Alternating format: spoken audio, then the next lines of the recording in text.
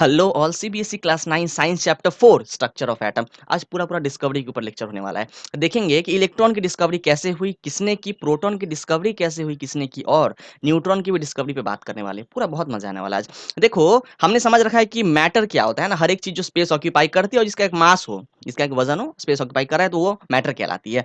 देखो, John Dalton एक बहुत बड़ी बात कह गई थी, आपको याद होगा। डाल्टन साहब ने क्या कहा था कि मैं सारे मैटर जो होते हैं वो बहुत सारे एटम से मिलकर बने हुए होते हैं, बहुत सारे लाखों करोड़ एटम से बने होते हैं, और हमारा एटम स्मॉलेस्ट इनडिविजिबल पार्टिकल है। क्या कहा था डाल्टन साहब ने कि एटम जो है इनडिविजिबल है, कि भैया उसको आप और फर्दर नहीं तोड़ सकते हो। लेकिन ये चीज गलत प्रूव हुई तब जब डिस्कवरी वगैरह की गई। आप देखोगे कि प्रोटॉन, इलेक्ट्रॉन, न्यूट्रॉन की डिस्कवरी करी गई और ये देखा गया कि ये हमारे भाई एटम्स के अंदर होते हैं। क्या बोला मैंने? ये तीनों एलिमेंट एटम के अंदर होते हैं। मतलब क्या, एटम को और फर्दर हम डिवाइड कर सकते हैं, उसमें से इलेक्ट्रॉन, प्रोटॉन, न्यूट्रॉन निकाल सकते हैं।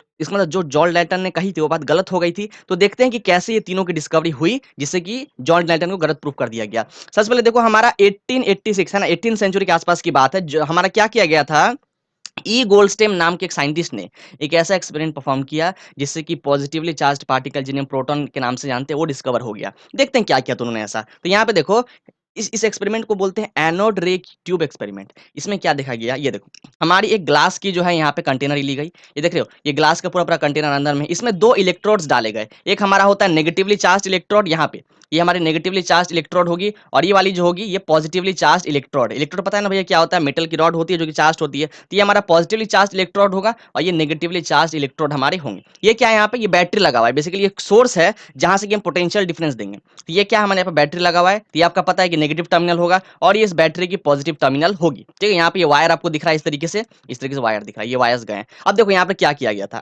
एक और यहाँ पे देखो, बेसिकली आप देखोगे ना, एनसीईआरटी में आपकी डिस्कवरी कैसे हुई ये नहीं दी गई है।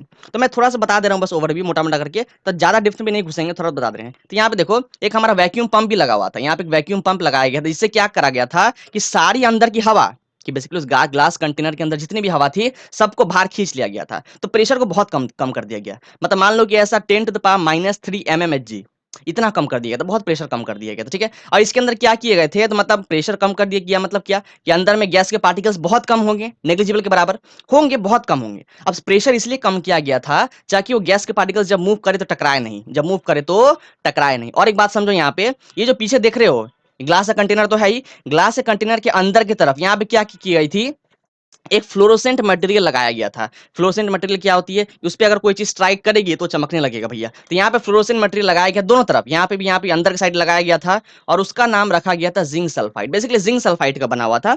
जिंक सल्फाइड की प्रॉपर्टी होती है कि वो फ्लोरोसेंट नेचर शो करता है। समझ में आ गया बात इतना? अब देखो, जैसे यहाँ से पोटेंशियल डिफरेंस को बहुत बढ़ाया गया, मतलब जैसे पोटेंशियल डिफरेंस को बहुत ज्यादा बढ़ाया गया, तो पता है क्या देखने को मिला? अद्भुत सा। देखो यहाँ बात पकड़ो, जो पॉजिटिवली चार्ज इलेक्ट्रोड होते हैं ना, उन्हें हम लोग एनोड बोलते हैं। क्या बोलते हैं? एनोड। और जो नेगेटिवली चार्ज इलेक्ट्रोड होते हैं उसे कैथोड बोलते हैं। ये बात पकड़ लेना आप, इसे एनोड, इसे कैथोड बोलते हैं। अब देखो, जैसे ही पोटेंशियल डिफरेंस बहुत ज्यादा बढ़ाया गया, तो ई गोल्डस्टेन ने क्या देखा कि हमारे यहाँ से जो है कुछ पार्टिकल्स यहाँ जा रहे हैं, कुछ पार्टिकल्स यहाँ जा रहे हैं, और जब इस पे टकरा रहे थे, इस पे, तो ये हमारी स्क्रीन चमकने लगी। देखो बेसिकली ये कैथोड जो है ना, इस पे छेद किया गया था, ये परफोरेटेड था भैया। परफोरेटेड मतलब क्या? छोटे छोटे बहुत सारे इसमें होल्स किए गए थे। तो क्या देखा गया कि यहाँ से कुछ पार्टिकल्स, वो पार्टिकल्स दिख नहीं रहे थे। हाँ, वो पार्टिकल्स जाते हुए दिख नहीं रहे थे। तो फिर पता कैसे चला? क्योंकि यहाँ पे फ्लोरोसेंट स्क्रीन लगाया गया था, तो यहाँ से पता चला कि अच्छा, ऐसा कुछ जरूर यहाँ से गया होगा इसको पार करते हुए, जो कि इस पे जब टकराया इस फ्लोरोसेंट स्क्रीन पे, तो ये चमकने लगी, ये चमकने लगी। तभी ई गोल्डस्टेन ने क्या देखा कि अच्छा, पोटेंशियल डिफरेंस बढ़ाने से ये कैथोड जो है एनोड वाले में से ऐसा कुछ खींच के निकाल रहा है जो कि पॉजिटिवली चार्ज है। जाहिर सी बात है, चूंकि कैथोड में से जा रहे हैं कुछ ना कुछ पार्टिकल्स, तो पॉजिटिवली चार्ज ही होंगे। तो इन पॉजिटिवली चार्ज पार्टिकल का नाम रखा गया एनोड रे। इनका नाम स्टार्टिंग में एनोड रे रखा गया, और बाद में आगे चल के जो है कुछ सालों बाद फिर इसका नेम जो है प्रॉपर प्रोटॉन के नाम से रखा गया। समझ में आ रहा है? तो इसलिए हम लोग जो है आज प्रोटॉन को पॉजिटिवली चार्ज पार्टिकल के नाम से जानते हैं, क्यों पॉजिटिवली चार्ज होता है। आपको पता है स्ट्रक्चर क्या, एटम का स्ट्रक्चर वगैरह जो हमने देख रखा है, अभी नहीं देखा है, ठीक है, देखेंगे सेकंड जब पार्ट आएगा उसमें देखेंगे। तो आप देखो प्रोटॉन हमारे पॉजिटिवली चार्ज होते हैं। अब देखो यहाँ पे कुछ और बातें देखने को है। तो ई गोल्डस्टेन ने ये काम कब किया था? 1886 में उन्होंने किया था। और जब उन्होंने किया इसका एक्सपेरिमेंट तो उसको कैनाल रेस भी कहा था। कैनाल रेस बोल दिया, इनको आप एनोड रेस भी बोल सकते हो, एक ही बात है। क्योंकि एनोड से निकल रहे हैं तो दोनों दोनों में से कुछ भी आप बोल सकते हो। और यहाँ पे देखो जो प्रोटॉन्स निकल रहे थे, जिनको अब तो प्रोटॉन के नाम से जानते हैं, लेकिन जब एक्सपेरिमेंट किया गया तब तो इनको एनोड रेस कहा गया था या कैनाल रेस कहा गया था। तो ये प्रोटॉन्स जो होते हैं, एक तो जैसे मैंने बताया कि इनका चार्ज पॉजिटिव होता है, एक होता है इनका चार्ज पॉजिटिव, और ये इलेक्ट्रॉन से 2000 गुना ज्यादा भारी होता है, बहुत भारी होता है भैया। अब लोग इलेक्ट्रॉन्स क्या होता है? देखो इलेक्ट्रॉन्स भी हमारा एटम का ही एक सब यूनिट पार्टिकल है, उसको देखेंगे कैसे डिस्कवरी हुई है इसके बाद, थोड़ा सा आगे देखते हैं। तो आपने क्या देखा कि प्रोटॉन समझ लिया, डिस्कवरी कैसे किया गया, कब किया गया, और प्रोटॉन हमारा पॉजिटिवली चार्ज होता है और इलेक्ट्रॉन से 2000 गुना ज्यादा भारी होता है। समझ लिया बात इतना? आगे देखो, अब यहाँ पे देखते हैं डिस्कवरी ऑफ इलेक्ट्रॉन। अब इलेक्ट्रॉन की डिस्कवरी कैसे की गई, ठीक है? तो यहाँ पे हमारे जे जे थॉमसन साहब आएंगे। उन्होंने भी कुछ ऐसा ही कुछ किया जो आपने देखा था अभी, है ना, एनोड रे ट्यूब के अंदर। उसने उन्होंने जो भी एक्सपेरिमेंट किया जो इससे काफी मिलता जुलता है, उसका नाम रखा गया कैथोड रे ट्यूब एक्सपेरिमेंट। लगभग मोटा मोटी लगभग बराबर। इसमें क्या किया गया देखो, इसमें वही बात है, यहाँ पे भी आपके क्या है, बैटरी लगा हुआ है, नेगेटिव टर्मिनल पॉजिटिव टर्मिनल, ठीक है। यहाँ पे आपके जो है उस तरीके से वही आपके नेगेटिवली चार्ज एनोड, यहाँ पे नेगेटिवली चार्ज इलेक्ट्रोड है, जिसको हम लोग क्या बोलते हैं, कैथोड बोलते हैं, है ना। नेगेटिवली चार्ज वाले को क्या बोलते हैं? अच्छा, ये आपका पॉजिटिवली चार्ज होगा। क्यों ऐसा पॉजिटिव चार्ज होगा? क्योंकि देखो बैटरी का ये नेगेटिव टर्मिनल है, इसको हमने कनेक्ट किया पॉजिटिव वाले से, तो पॉजिटिव वाला जो होगा ना कैथोड, उसको हम लोग एनोड बोलते हैं। हाँ, और ये वाली जो होगी आपकी नेगेटिव वाली जो इलेक्ट्रोड होगी, इसको हम लोग कैथोड बोलते हैं। बात समझ में आ गया? अब देखो, अब दोनों साइड क्या है, फ्लोरोसेंट स्क्रीन लगाया गया। दोनों साइड जो है इस तरीके से फ्लोरोसेंट स्क्रीन लगाया गया। अब क्या ऑब्जर्व किया गया, आपने क्या देखा था, कैथोड रे ट्यूब एक्सपेरिमेंट में प्रेशर को बहुत कम कर दिया गया था, प्रेशर को बहुत कम किया गया था। यहाँ पे क्या है, प्रेशर को थोड़ा ज्यादा रखा गया। यहाँ पे भी लगाए हैं वैक्यूम पंप, लेकिन यहाँ पे गैस को बहुत ज्यादा सक नहीं किए हैं बाहर, अंदर में थोड़ा बहुत रखे। वहाँ 10⁻³ था, यहाँ कुछ ज्यादा रहा होगा। मतलब यहाँ पे गैस के पार्टिकल, जो भी गैस के पार्टिकल्स अंदर होंगे अंदर में, वो थोड़े बहुत उससे कंपेरिजन में ज्यादा है। अब यहां से क्या देखा गया, जब जब यहां से पोटेंशियल डिफरेंस को बहुत ज्यादा बढ़ाया गया, तो उस केस में क्या हुआ था, हमारा एनोड से कैथोड की तरफ मूव कर रहे थे हमारे कुछ रेस जो कि दिख नहीं रहे थे। बेसिकली जब टकराए थे तब वो समझ में आया कि अच्छा कुछ ना कुछ निकल के आ रहा है। यहाँ पर क्या देखा गया कि दोनों साइड जो है एनोड एनोड को भी जो है ऐसा ऐसा परफोरेटेड किया गया, कैथोड को भी ऐसा ऐसा ऐसा ऐसा परफोरेटेड किया गया। जब पोटेंशियल डिफरेंस बहुत ज्यादा बढ़ाया तो देखा कि इस तरफ से कुछ इधर मूव कर रहा है, कैथोड से जो है कुछ एनोड की तरफ मूव कर रहा है। क्यों मूव कर रहा है? क्योंकि पोटेंशियल डिफरेंस इतना बढ़ा दिए हैं कि कैथोड जो है एनोड वाले में से कुछ खींच के निकाल रहा है। अब देखो कैसे पता चला खींच के निकाल रहा है, ये हमको दिख रहा था बिल्कुल। यहाँ से जो रेज निकल रहे थे ना, वो उनको आप देख भी सकते हो, वो उन्होंने ऑब्जर्व भी किया था कि जाते हुए देख रहे थे। और यहाँ पे जब टकराया तो चूंकि यहाँ पे जिंक सल्फाइड का स्क्रीन लगा हुआ है जो कि फ्लोरोसेंट होता है, वो चमकने भी लगा, ठीक है। तो उन्होंने क्या देखा, अच्छा पोटेंशियल डिफरेंस बहुत ज्यादा बढ़ाया, इस बार यहाँ से क्या निकल रहा है, कैथोड से कुछ पार्टिकल्स एनोड की तरफ जा रहे हैं। तो जो पार्टिकल्स यहाँ से निकल रहे थे नेगेटिवली वाले प्लेट में से पॉजिटिव प्लेट की तरफ जा रहे थे, उनको इन्होंने नाम दिया कैथोड रे। क्योंकि कैथोड से निकल रहे हैं तो नाम दिया कैथोड रे। और इसी को आगे चल के फर्दर और अच्छा से जो है हमने इलेक्ट्रॉन के नाम से समझा इसको।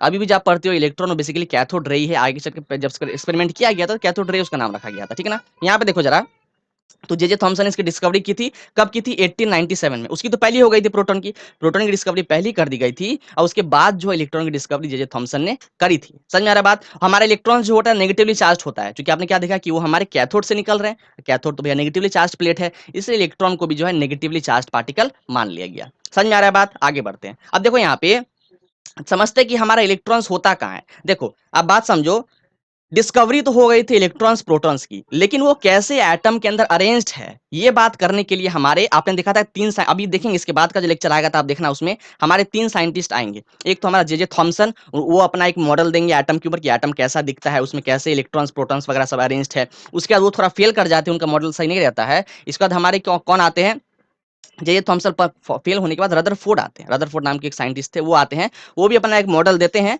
जो वहां पे थोड़ा बहुत डिफॉल्ट रहता है, जो कि ड्रॉबैक कहते हैं जिसको। वो फेल कर जाते हैं, तब हमारे बोहर आते हैं, जिसका नाम नील बोहर नाम के साइंटिस्ट थे। उन्होंने जो है एक प्रॉपर तरीके से एक एटम का स्ट्रक्चर बताया। ऑल दो उनकी भी स्ट्रक्चर जो है पूरा प्रॉपर नहीं था एटम के ऊपर, जो कि हम 11th क्लास में देखने वाले कि क्या उनसे भी गलती रह गई थी। लेकिन 9th लेवल पे उनकी ड्रॉबैक की उनकी गलती को हमको नहीं देखना है, ठीक है ना। तो देखो एटम की जब उन्होंने जब बात किया कि अच्छा एटम ऐसा दिखता है ऐसा दिखता है ऐसा दिखता है, तो बेसिकली अभी जो हम देख रहे हैं 9th लेवल पे, तो बोहर ने जिस तरीके से बताया एटम की, उसके ऊपर हम बात कर रहे हैं। तो बोहर ने क्या बोला कि सेंटर में न्यूक्लियस होता है, एटम के सेंटर में न्यूक्लियस होगा, और न्यूक्लियस के चारों ओर इस तरीके से हमारे ऑर्बिट्स होते हैं, इस तरीके से ऑर्बिट्स होते हैं, या इनको एनर्जी लेवल्स भी बोलते हैं या शेल्स भी बोलते हैं। 3 नाम है, या तो इनको ऑर्बिट्स बोल लो, या एनर्जी लेवल्स बोल लो, या इनको शेल बोल लो, कुछ भी बोल सकते हो। तो क्या देखा गया, जो हमारे न्यूक्लियस थे ना, उसमें प्रोटॉन्स होता है। न्यूक्लियस के अंदर प्रोटॉन की डिस्कवरी करी थी ई गोल्डस्टेन ने, डिस्कवरी तो उन्होंने करी, लेकिन क्या देखा गया कि प्रोटॉन हमारा इसके अंदर होता है किसके अंदर, न्यूक्लियस के अंदर। और जो इलेक्ट्रॉन की बात कर रहे हैं वो हमारी है, ये जो ऑर्बिट्स देख रहे हो इसके चारों तरफ घूमते रहता है, ऐसे कंटिन्यूअसली रिवॉल्व करते रहता है, कंटिन्यूअसली जो है ये रिवॉल्व करते रहती है, ठीक है। और कौन से ऑर्बिट में कितने इलेक्ट्रॉन होता है ये भी डिफाइंड होता है, बिल्कुल कौन से इलेक्ट्रॉन में कितने, कौन सा ऑर्बिट में कितना इलेक्ट्रॉन जाना है ये भी डिफाइंड है, जो कि आप देखोगे आगे चल के अगला अगला लेक्चर जब करेंगे तो नील बोहर साहब ने बताया है कि किस ऑर्बिट में कितना इलेक्ट्रॉन भरना होता है हमें। समझ में आ रहा है बात? तो आपने देखा इलेक्ट्रॉन हमारे कंटिन्यूअसली रिवॉल्व कर रहा है ऑर्बिट्स में, और प्रोटॉन जो डिस्कवर हो रखा है वो हमारे न्यूक्लियस के अंदर है। प्रोटॉन का चार्ज है पॉजिटिव, इलेक्ट्रॉन का चार्ज है नेगेटिव। आगे बढ़े चलो, अब देखते हैं न्यूट्रॉन की डिस्कवरी। इलेक्ट्रॉन प्रोटॉन हो गया, एक का चार्ज पॉजिटिव एक का चार्ज नेगेटिव। न्यूट्रॉन की बात करें ये न्यूट्रल होता है। जेम्स चैडविक ने इसको डिस्कवर किया था 19th सेंचुरी में। वो दोनों तो हमारे डिस्कवर हो गए थे 18th सेंचुरी में ही। 19th सेंचुरी आई थिंक 1937 के आसपास ऐसा ही कुछ ईयर था जब जेम्स चैडविक ने डिस्कवर किया था न्यूट्रॉन। देखो भैया न्यूट्रॉन की बात करें तो आपने क्या देखा कि प्रोटॉन इलेक्ट्रॉन से 2000 गुना ज्यादा भारी है। न्यूट्रॉन की भी बात करें तो उसकी भी मास लगभग प्रोटॉन के बराबर ही है। उसका ही वो भी जो है लगभग तकरीबन प्रोटॉन के जितना ही भारी है। और न्यूट्रॉन की कोई सी भी चार्ज नहीं होती है, बिल्कुल कोई चार्ज नहीं होती, न्यूट्रल होता है भैया, चार्ज उसका जीरो है। समझ में आ रहा है बात? आपने क्या देखा था, न्यूक्लियस के अंदर हमारा प्रोटॉन है और न्यूक्लियस के अंदर न्यूट्रॉन भी होता है, बिल्कुल। न्यूक्लियस के अंदर प्रोटॉन भी होता है, न्यूट्रॉन भी होता है। जो इलेक्ट्रॉन की चार्ज है वो तो भैया बहुत कम है, बहुत कम। तो इसीलिए क्या है ना, जब भी कोई एटम की मास की बात कर रहा होता है कि भैया एटम का मास कहाँ होता है, तो बेसिकली हम क्या बोलते हैं कि एटम का पूरा मास जो है सेंटर में कंसेंट्रेटेड है, कि पूरा मास एटम का सेंटर में ही है। क्योंकि आप देख रहे हो कि बाहर में इलेक्ट्रॉन्स तो है लेकिन इलेक्ट्रॉन्स की मास बहुत कम होती है, तो ज्यादातर मास जो है एटम का वो मेजॉरिटी जो है वो न्यूक्लियस में से ही आ रहा है। न्यूक्लियस में चूंकि आपके प्रोटॉन भी भारी है, इलेक्ट्रॉन न्यूट्रॉन भी भारी है। समझ में आ रहा है? यहाँ पे देखो क्या बताया गया है, neutrons are present in the nucleus of all atoms. जितने भी एटम्स होते हैं, अभी तक क्या है हमारे 118 एलिमेंट्स नोन है। 118 एलिमेंट्स क्या 118 एटम से मिलकर बने हुए हैं। तो वो क्या है ना, अभी तक तो 118 नोन है, हो सकता है आगे चलकर और भी डिस्कवर करे जाएंगे, फिलहाल 118 दे रखे हैं। उसमें से हाइड्रोजन सबसे पहले नंबर पे आता है। अगर पीरियोडिक टेबल देखे होंगे तो हाइड्रोजन की बात करें तो उसमें न्यूट्रॉन नहीं होता, बिल्कुल नहीं होता है। उसमें होता है एक इलेक्ट्रॉन एक प्रोटॉन, लेकिन न्यूट्रॉन बिल्कुल नहीं होता है। समझ में आ रहा है? तो न्यूक्लियस में जो है हाइड्रोजन के बस प्रोटॉन होगा और उसके चारों तरफ क्या है, बस एक इलेक्ट्रॉन जो कि फर्स्ट शेल में रिवॉल्व करता रहता है। ठीक है ना? ये सब देखेंगे आगे चल के। बेसिकली इसके बाद वाला जो लेक्चर करेंगे, जो तीसरा लेक्चर जो आएगा उसमें हम बेसिकली बात करेंगे कि किस तरीके से हमारा इलेक्ट्रॉन डिस्ट्रीब्यूट होता है, सब देखने को है बाद में शेल के अंदर। अब देखो, the mass of atom is therefore given by the sum of, जैसे मैंने आपसे बताया कि एटम की मास कैसे डिफाइन कर सकते हो, तो sum of the mass of proton, जितना भैया मास का प्रोटॉन है और जितना न्यूट्रॉन का मास है, दोनों को ऐड कर दो तो दोनों को ऐड करने पे जो एटम का मास आ जाएगा। ये सब आगे देखने को है, जब हम एटॉमिक नंबर देखेंगे, मास नंबर देखेंगे, तो वहां पे ये सब चीज देखने को है। समझ में आ रहा है कि जब भी हम बेसिकली एटम की मास निकालते हैं तो प्रोटॉन की मास और न्यूट्रॉन की मास को ऐड कर देते हैं, उस एटम का मास निकल जाता है। समझ में आ रहा है बात? तो इस तरीके से न्यूट्रॉन की डिस्कवरी जेम्स चैडविक ने की थी, 19th सेंचुरी में की गई थी। देखो वो दोनों थोड़ा मिलता जुलता था ना, कैथोड रे एक्सपेरिमेंट और एनोड रे एक्सपेरिमेंट। इसका एक्सपेरिमेंट थोड़ा सा अलग है न्यूट्रॉन का, जो कि अभी आपको नहीं जानना है। उन दोनों का जान लिया, इसका थोड़ा हटके है न्यूट्रॉन वाले का एक्सपेरिमेंट, इसको जानने की जरूरत अभी हमें नहीं है। तो आज डिस्कवरी को खत्म किया, सब कुछ देख लिया। अब अगला जो लेक्चर लेके आएंगे उसमें देखेंगे कि किस तरीके से हमारे अलग अलग 3 साइंटिस्ट आए थे, उन्होंने एटम का मॉडल दिया। डिस्कवर तो हो गया इलेक्ट्रॉन प्रोटॉन न्यूट्रॉन, आपने देख लिया। अब देखेंगे किस तरीके से हमारे इलेक्ट्रॉन्स प्रोटॉन न्यूट्रॉन, अभी तो मैंने आपको रफली बता दिया कि न्यूक्लियस के अंदर हमारा जो हमारे प्रोटॉन न्यूट्रॉन है, उसके बाहर जो है इलेक्ट्रॉन्स घूम रहे हैं। ये सब बात डिस्कवरी के टाइम में नहीं बताई गई थी। डिस्कवरी तो हो गया, जिसके बाद साइंटिस्ट आए थे 3 हमारे, जो अगला लेक्चर में देखेंगे, उन्होंने बताया कि किस तरीके से हमारा इलेक्ट्रॉन कहाँ पे प्रेजेंट है, प्रोटॉन कहाँ प्रेजेंट है, न्यूट्रॉन कहाँ प्रेजेंट है। ये सब बात आगे देखने को है नेक्स्ट लेक्चर में। ठीक है, यहीं पे लेक्चर को एंड करते। पसंद आया हो तो आप लाइक करो, सब्सक्राइब करो, दबा के शेयर करो। हमारे साथ बने रहने के लिए आप सभी का प्रेम पूर्वक बहुत बहुत धन्यवाद।